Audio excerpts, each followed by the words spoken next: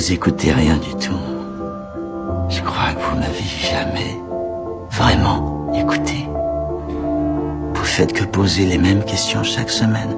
Ça se passe bien au travail? Avez-vous des idées noires en ce moment? Tout ce que j'ai, c'est des idées noires.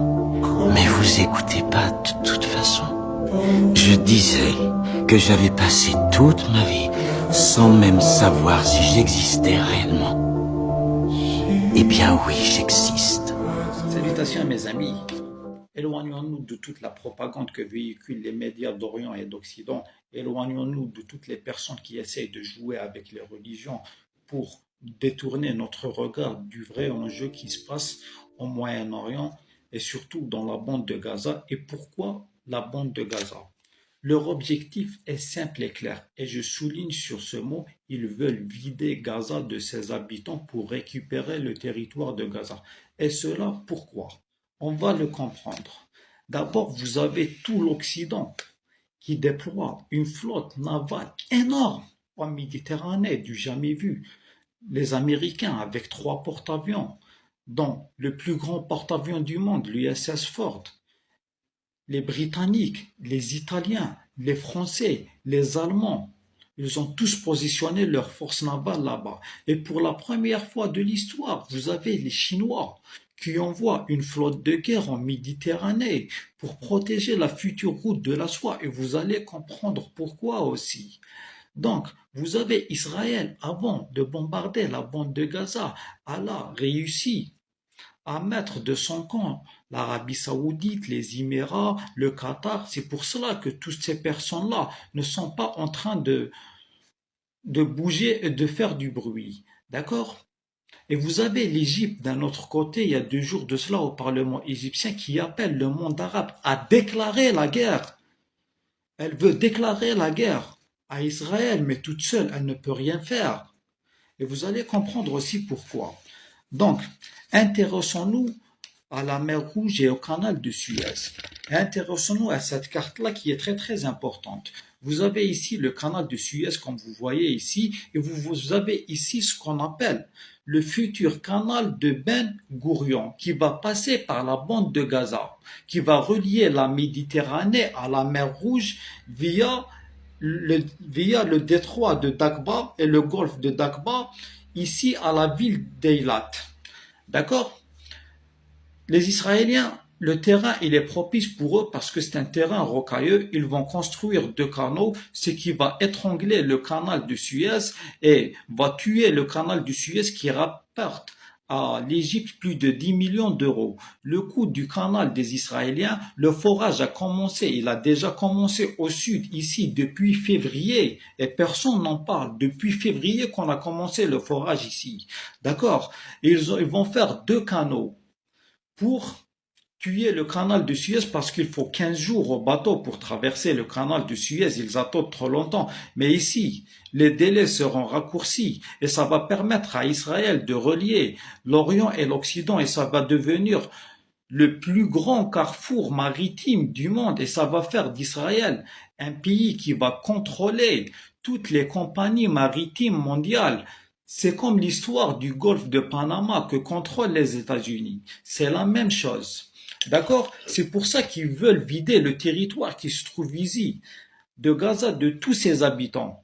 Le Hamas, c'est juste, c'est de leur création. Ils ont provoqué tout cela pour provoquer une guerre.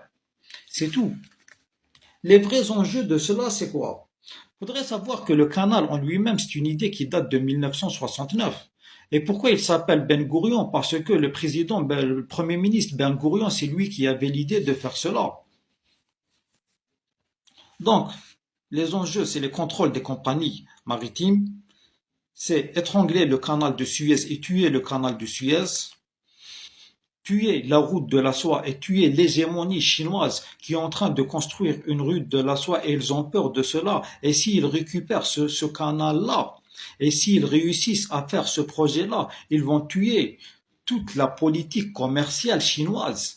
Ça faudrait le savoir, parce que c'est un point très très stratégique. Il y a 2 points stratégiques dans le monde. Il y a le Panama et le canal de Suez. Et aussi, Israël deviendra le lien entre l'Orient et l'Occident. Ça aussi, c'est c'est indéniable. Ils ont aussi pour le projet de vider toute la population qui se trouve ici et de construire des stations balnéaires tout le long. Donc ils vont tuer Sharm el-Sheikh et toute l'économie touristique égyptienne. Et vous avez l'Arabie Saoudite qui est d'accord.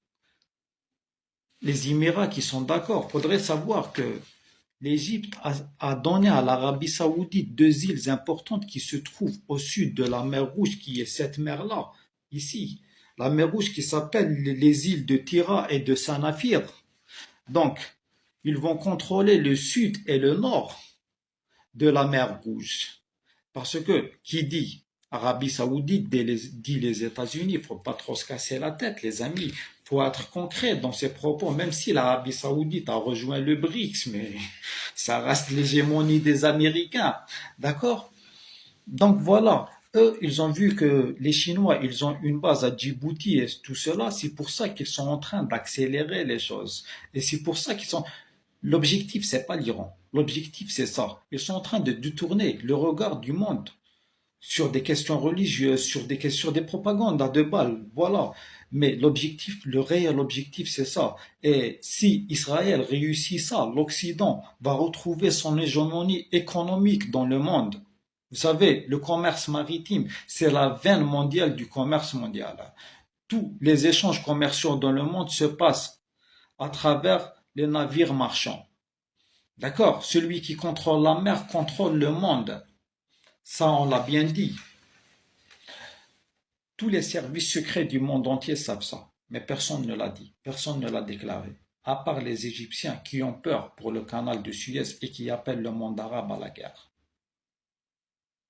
Voilà le réel conflit.